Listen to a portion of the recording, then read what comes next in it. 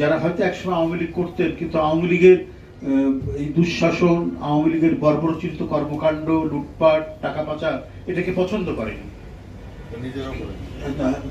মানে যারা করেনি এই ধরনের মানুষ, তারা আগেই আওয়ামী লীগ থেকে সরে গেছেন। সুপ্রিয় সাংবাদিক ভাই বোনেরা, আপনাদেরকে আন্তরিক প্রীতি এবং শুভেচ্ছা জানাচ্ছি।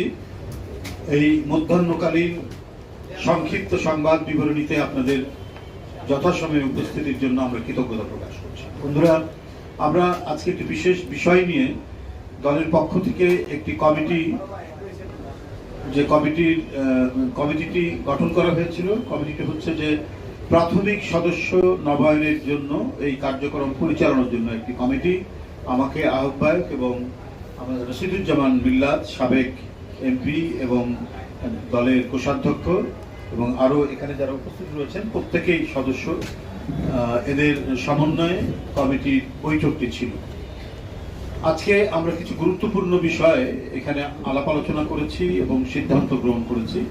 সেটি হলো যে এবার শুধুমাত্র নবায়ন নয়, আমাদের কাজ শুরু হবে আগামী 15 তারিখ থেকে, 15 মে থেকে 15 জুলাই পর্যন্ত এটি চলবে। সেটা হচ্ছে নবায়ন পাশাপাশি প্রাথমিক সদস্য সংগ্রহ অভিযান। আমি আবারও বলছি, নবায়ন এবং দলের প্রাথমিক সদস্য সংগ্রহ অভিযান। এই প্রাইমারি মেম্বারশিপ ড্রাইভ যেটা চলবে 2 মাস ব্যাপী, এটা 15 মে থেকে 15 জুলাই। বন্ধুরা আমার, এটিকে বাস্তবায়ন করার জন্য এবং দ্রুতগতিতে দেশব্যাপী আমাদের যে টার্গেট, আমরা টার্গেট করছি প্রায় 1 কোটির অধিক আমরা এবারে প্রাইমারি মেম্বার অর্থাৎ প্রাথমিক সদস্য সংগ্রহ আমরা করব ইনশাল্লাহ। তো সেই ক্ষেত্রে আমাদের যে কেন্দ্রীয় যে সাব কমিটিটা এখানে কাজ করছেন, বিশেষ কমিটিটা এখানে কাজ করছে, তারা এই বিষয়ে গুরুত্বপূর্ণ ভূমিকা রাখবেন বলে আমরা আশা রাখি। আপনারা জানেন যে বিগত আওয়ামী ফ্যাসিবাদী যে সময় গেছে, যে দুঃসময় গেছে, সেই দুঃসময়ে স্বাভাবিকভাবে কোনো রাজনৈতিক কার্যক্রম করা যায়নি। আপনারা দেখেছেন প্রায় দিনের পর দিন তারা প্রায় আমাদের এই দলীয় কার্যালয়ে আক্রমণ করেছে। আমাদের যে অফিসের প্রয়োজনীয় যে জিনিসপত্র থাকে, কম্পিউটার, টাইপরাইটার, ফ্যাক্স মেশিন ইত্যাদি তারা ভাঙচুর করেছে। এইভাবে দেশে একটি গণতন্ত্র প্রতিষ্ঠা এবং গণতন্ত্রের জন্য যে প্রতিষ্ঠানগুলো গড়ে ওঠে, বিশেষ করে পলিটিক্যাল পার্টিও তো একটা প্রতিষ্ঠান। পলিটিক্যাল পার্টি একটি সুষ্ঠু নিয়ম শৃঙ্খলার মধ্যে দিয়ে গড়ে ওঠে। সেই নিয়ম শৃঙ্খলাকে একেবারে পর্যুদস্ত করার জন্য এবং একচ্ছত্র একদলীয় দুঃশাসনকে কায়েম রাখার জন্য তারা বিরোধী দলগুলোর উপর মুহুর্মুহু আক্রমণ করেছে। দলীয় কার্যালয় কতবার যে তারা ভাঙচুর করেছে, ভেঙে তছনছ করেছে, আমাদের অফিসের ভেতরকার কম্পিউটার, বিভিন্ন দলিল, ফাইল সব রাস্তার মধ্যে ফেলে দিয়েছে। অনেক কিছু তারা এখান থেকে নিয়ে গেছে। তো সেই পরিস্থিতিতে আবারও নতুন করে পুনর্গঠন করা, রিঅর্গানাইজ করা আমাদের একটা কঠিন ব্যাপার, সেটা আমাদের করতে হচ্ছে। এবং সেই ক্ষেত্রে আমাদের দলের এই মুহূর্তে কত লোক আগ্রহী বিএনপি করার জন্য, সেটাও আমরা এই নতুন সদস্য সংগ্রহ যে অভিযান চলবে সেই অভিযানের মধ্যে আমরা সেটি জানতে পারবো। আপনারা জানেন যে জাতীয়তাবাদী শক্তির প্রতি মানুষের যে আশা আকাঙ্ক্ষা অত্যন্ত বেশি। তারা জাতীয়তাবাদের পতাকা তলে নিজের একটা ছায়া খুঁজে। স্বৈরাচারী আমলে অনেকেই দলের মেম্বার হওয়ার চেষ্টা করেও ভয় পেত যে আমি মেম্বার হওয়ার পর আমার বাসায় পুলিশ হানা দেয় কিনা, রাত্রে তার বাড়ি রেড করে কিনা, গ্রেফতার করে নিয়ে যায় কিনা। এরকম অনেকেই হয়েছে। আপনার কর্মকর্তা ছিলেন সরকারের অথবা গুরুত্বপূর্ণ কোনো চাকুরিতে তিনি ছিলেন, এই সমস্ত ব্যক্তিরা বা কোনো গভর্নমেন্ট কলেজের প্রিন্সিপাল, তিনি এই দলীয় কার্যালয়ে এসছেন মেম্বার হওয়ার জন্য। তা আমি বলেছি তার পরের দিন আসুন, কিন্তু ভয় আর তা আসতে পারেন। তারপরের দিন হয়তো রাস্তার মধ্যেই গোয়েন্দা সংস্থার তো আপনার গলিতে গলিতে মাইক্রোবাস নিয়ে অপেক্ষা করছে, ফলো করতে কারা ঢুকছে কারা বেরোচ্ছে। এমনকি আমাদের এই কার্যালয়ের সামনে সব সার্বক্ষণিক সিসি ক্যামেরা দিয়ে দেখছি কে আসবে। তো এইভাবে রাস্তার মধ্যে হুমকি দিত কোন বরেণ্য ব্যক্তি, সমাজের মধ্যে সমাজে যাদের অত্যন্ত সুনাম আছে এই ধরনের ব্যক্তিরাও আমাদের মেম্বার হওয়ার জন্য আসতো। মানে এত প্রতিকূলতার মধ্যেও তারা আসতো, এসে অনেকে মেম্বার হয়েছে, অনেকে ভয় পেয়ে আসতেন না। তো এখন মনে হয় সেই পরিস্থিতিটা নেই। আমরা আশা করি আমাদের যে কমিটি এখানে কাজ করছে তারা দিনরাত কাজ করে আমাদের প্রাথমিক সদস্য সংগ্রহ অভিযানকে সফল করবেন।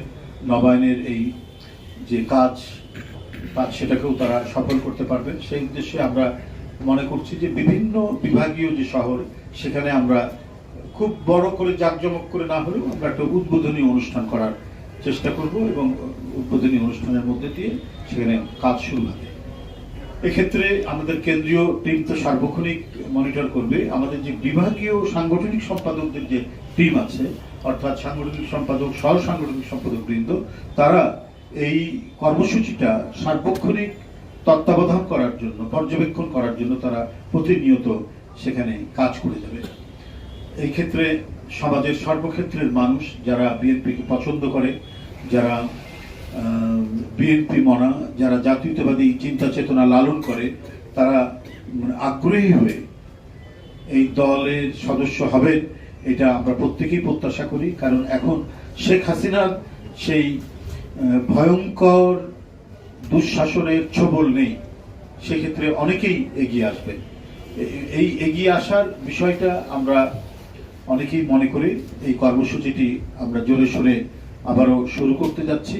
সেক্ষেত্রে আমি মনে করি যে গণতন্ত্রে গণমাধ্যম যে গুরুত্বপূর্ণ ভূমিকা পালন করে, রাজনৈতিক দলগুলোকে তারা যেভাবে সহায়তা করে, কর্মসূচিগুলোকে জনগণের মধ্যে ছড়িয়ে দেওয়ার তাদের যে গুরু দায়িত্ব তারা পালন করে, সেই দায়িত্বটা তারা পালন করে দেবেন। আমার আর বক্তব্য তেমন কিছু নেই। আমি আপনাদের সকলকে ধন্যবাদ জানিয়ে বক্তব্য শেষ করছি। বলুন। না, সেটা হলো যে ধরুন কেউ দীর্ঘদিন রাজনীতি করেনি, অথবা আওয়ামী লীগের আমলেও যারা হয়তো একসময় আওয়ামী লীগ করতেন কিন্তু আওয়ামী লীগের এই দুঃশাসন, আওয়ামী লীগের বর্বরচিত কর্মকাণ্ড, লুটপাট, টাকা পাচার এটাকে পছন্দ করেনি, মানে যারা করেনি এই ধরনের মানুষ, তারা আগেই আওয়ামী লীগ থেকে সরে গেছেন, তারা আসতে পারবে না। কেন? এছাড়াও আমরা চাচ্ছি যে সমাজে যারা ফ্রেশ মানুষ, একজন ভদ্রলোক হয়তো রিটায়ার্ড করেছে, তিনি অন্তরে লালন করেন, একজন শিক্ষক হতে পারেন, একজন গভর্নমেন্ট অফিসার হতে পারেন, একজন ব্যাংকার হতে পারেন, একজন এনজিও কর্মী কর্মকর্তা হতে পারেন, সেটা একজন কৃষক হতে পারেন, একজন শ্রমিক হতে পারেন। এরা এখানে এই ক্ষেত্রে কোনো ক্রাইটেরিয়া নাই, তিনি আমাদের যে আদর্শ সেটা বিশ্বাস করেন কিনা। আমরা যে প্রাইমারি মেম্বারের জন্য যে রসিদ দেই, 20 টাকা দিয়ে যে রসিদটা পূরণ করতে হয়, এর সাথে এবারে থাকবে যেটা বললেন পদ্ধতিটা, এবারে পদ্ধতিটা একটা আবেদন পত্র থাকবে। এটা আমাদের কনস্টিটিউশন, আমাদের গঠনতন্ত্রে আছে এবং সেটা ওই যে অঙ্গীকারনামা বা আবেদন পত্র বলি আমরা, এই আবেদন পত্রটা এই যে আপনাকে বলি 55 নম্বর পাতায় আছে। আমরা এবারে যারা প্রাইমারি মেম্বার হবেন, প্রাথমিক সদস্য যারা হবেন, তাদেরকে এই ফর্মটা পূরণ করতে হবে। এই ফর্মটা পূরণ করে তারা রসিদ নিয়ে তারা যাবেন। তারপর সেরকম হলে আমরা যাচাই বাছাই করবো। এটা আরো উদ্ধত নেতৃত্ব, আমাদের দলের সম্মানিত ভারপ্রাপ্ত চেয়ারম্যান, পার্টির মহাসচিব, ওনারা এই বিষয়ে আরো পরবর্তী কোনো নির্দেশ যোগ করতে হলে তারা দেবেন, সেটাকেও আমরা এর মধ্যে নিব। কোনো পরামর্শ থাকলে সেটাকে আমরা নিব, নিয়ে আমরা করব। তো এটা তো থাকবেই, যাচাই বাছাই তো নিশ্চয়ই থাকতে হবে। কারণ কোন দোসররা এলাকায় সন্ত্রাসী করেছে, জমি দখল করেছে, টাকা পাচার করেছে, তারা তো নানাভাবেই ঢুকে পড়ার চেষ্টা করবে। সেটাকে তাতে খুব শক্তভাবে তাদেরকে এড়িয়ে গিয়ে একবারে ফ্রেশ মানুষ, সমাজের যাদের সুনাম আছে, এলাকার মধ্যে সবাই যাদেরকে ভদ্রলোক বলে জানে, এরা যাতে আমাদের সদস্য হতে যাতে কোনো ধরনের বাধা না পায়, আমরা সেটাই টার্গেট করব। সেখানে মানে সজ্জন মানুষ যারা, হ্যাঁ, সেটা কৃষক, শ্রমিক, মানে যারা যুব তরুণ সবাই তো আছেই, হ্যাঁ, সবাই এর মধ্যে অন্তর্ভুক্ত থাকবেন। ধন্যবাদ। অন্য একটা বিষয় একটা ছিল, সেটা হচ্ছে যে ভারত পাকিস্তান একজন উত্তেজনা চলছে, এটা থাক, এখন আমরা এখন বলবো না, এটা ইয়ের ব্যাপার। আমরা আজকে এটার মধ্যে থাকি। আমরা আগের চেয়ে আমরা যতটুকু জেনেছি ওনাদের চিকিৎসকের কাছে আগের চেয়ে অনেকটা ভালো আছেন, এটুকু বলা যেতে পারে। কিন্তু একবারে তিনি আগে যেমন সম্পূর্ণ যে সুস্থ সেটা না, কিন্তু আমরা উনি যাওয়ার সময় যে অসুস্থতা দেখেছি সেক্ষেত্রে হয়তো কিছুটা উনি আরোগ্য লাভ করেছেন। মানে মাঠের কিন্তু আছেনই তো, উনি তো আমাদের দলের চেয়ারপারসন, মাঠের রাজনীতি- সম্মানিত চেয়ারপারসন, সেটা তো ওনার সিদ্ধান্ত, ওনার চিকিৎসকরা কিভাবে পরামর্শ দেয় তার উপর নির্ভর করবে। ধন্যবাদ।